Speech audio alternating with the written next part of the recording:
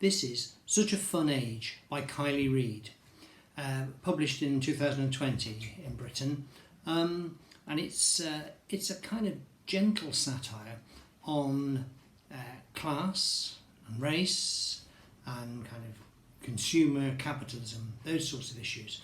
It's set in 2015 in Philadelphia.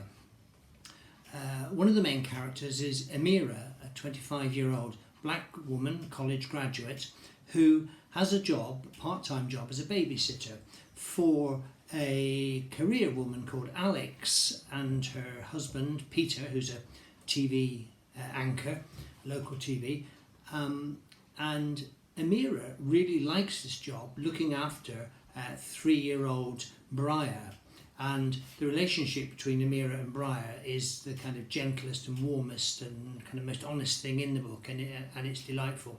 Briar is a really engaging child character, and funny and honest and direct. The story starts when Alix phones Emira one night in a bit of a panic. They had an incident at home, and the police are coming, and they would like Emira to take Briar, the little girl, just out of the house for a while whilst the police are there, so she doesn't become distressed.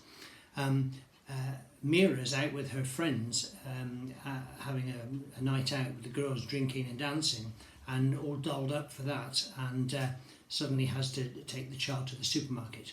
Anyway, at the supermarket, one of the other customers in there thinks something doesn't look right and calls the store detective, and Emira's on the point of being arrested for kidnapping the little girl because she's a black woman with a small child late at night, and that's the kind of where that kickstarts the story, really. Alix feels incredibly guilty that Emira's been put in this position. The issue gets resolved in the supermarket, and Alix determines to become Emira's friend, and wants to kind of know more about her and be closer to her, but they're both constrained by the fact that Emira is an employee and she's working in this rather rich lady's house.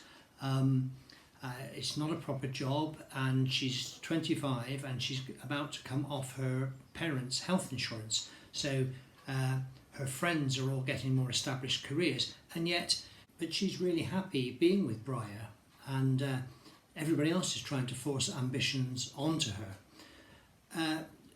For me, the insight into Mira's world with her friends, drinking, and the incredible attention to social media and Instagram was quite an insight. It's not a world I know. And equally, Alix has made quite a successful career out of a kind of frothy social media Instagram world where she's seen as a kind of feminist who's sticking up for women and getting them to be able to write assertive letters for job applications or whatever.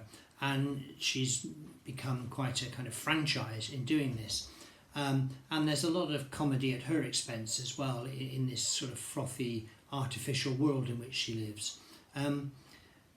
There's lots in this book. It's I call it a gentle satire because it doesn't take strong stances in favour of some characters or against other characters, although it is in a sense a strong commentary on some of the iniquities that people live with and the insecurities. So there's a lot about race, and there's a lot about social class, but there's also a lot about people being hung up on consuming things, how much everything costs, what you own, what you want to own, all that sort of thing.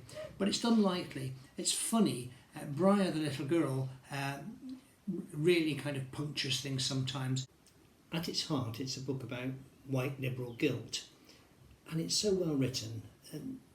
The good guys aren't totally good, they have their foibles.